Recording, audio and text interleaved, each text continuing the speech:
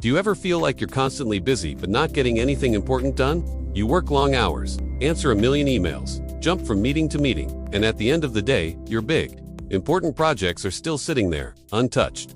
It's a frustrating feeling, and it's a sign that you're managing your time, but not your energy. Welcome to a new way of thinking about productivity.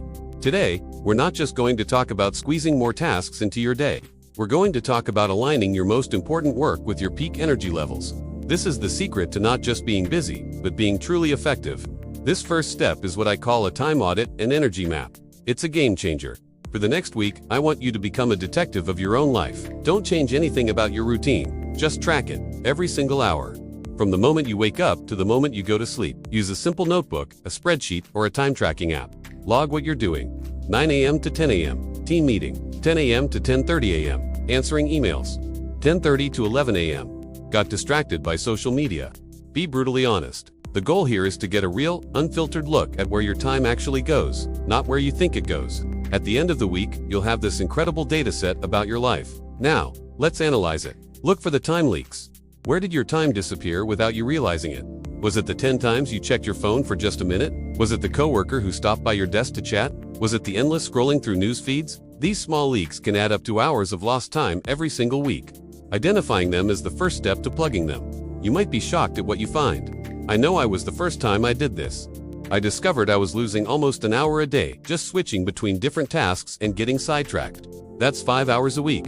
Now that we know where our time is going, let's add another layer, categorizing the work itself. Not all tasks are created equal. We can split them into two main buckets, deep work and shallow work. Deep work refers to tasks that require intense, unbroken concentration. This is your creative problem solving, your strategic planning, writing a complex report, or learning a new skill. It's the work that truly moves the needle and creates significant value.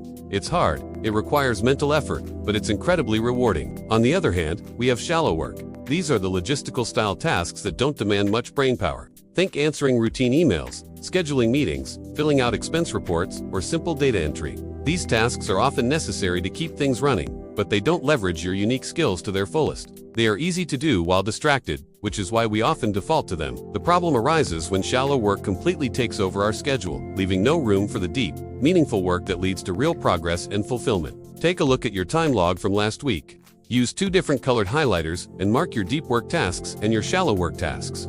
What's the ratio? Most people are stunned to see how much of their day is dominated by the shallow stuff. Okay, here's where it gets really powerful. We've tracked our time, and we've categorized our tasks. Now, let's introduce the final piece of the puzzle, energy mapping. Your ability to focus and do deep work isn't constant throughout the day. It ebbs and flows. You have natural peaks and valleys of energy. Some people are morning larks, sharp and ready to tackle complex problems first thing. Others are night owls, hitting their creative stride late in the evening. There's no right or wrong. The key is to know your own rhythm. So, let's go back to your time log one more time. Next to each time block, I want you to rate your energy and focus level on a simple scale of 1 to 5. 1 means you were tired, distracted, and struggling to focus. 5 means you were in the zone, feeling sharp, creative, and completely engaged. Again, be honest. Just because you were in a meeting doesn't mean your focus was a 5. Maybe you were daydreaming, and it was really a 2. Do this for the entire week. After a few days, you'll start to see a clear pattern emerge. You will discover your peak focus windows, those precious 2 to 4 hour blocks where your energy is naturally at its highest. These are your golden hours. Now let's put it all together with a practical exercise. This week, as you continue to log your time, pay special attention to 4 key things: meetings, emails, interruptions, and decisions. For meetings, note if you were an active participant or if you could have just read the minutes later. For emails, track how many times you check your inbox per day.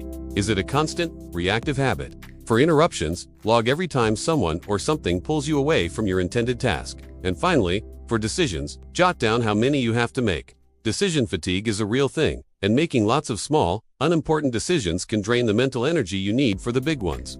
This detailed logging will give you a crystal clear picture of what's draining your focus. Maybe you realize that checking email first thing in the morning derails your entire day, or that you're attending 3 hours of meetings where your input isn't even needed. These are your energy vampires. By consciously tracking them, you gain the power to control them. Instead of letting your day be a chaotic reaction to external demands, you can start to proactively design it. So, what's the big takeaway?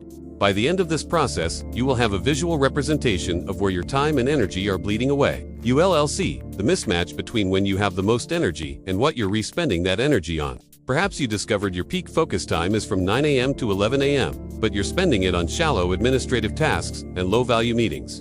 It's like trying to run a marathon on an empty stomach. The goal is to shift from a time-based schedule to an energy-based one. Protect your golden hours like a fortress. Schedule your most important deep work during your peak energy windows. Push the shallow work, the emails, the routine meetings, to your low-energy periods. This single shift will revolutionize your productivity. You'll find you can get more meaningful work done in 2 focused hours than you previously did in an entire 8-hour day of distracted, shallow work. It's not about working harder. It's about working smarter by aligning your tasks with your natural energy flow. Try this for a week, and I promise you will see a massive difference. Thanks so much for watching. If you found this helpful, give this video a like and subscribe for more strategies on working smarter, not harder. See you in the next one.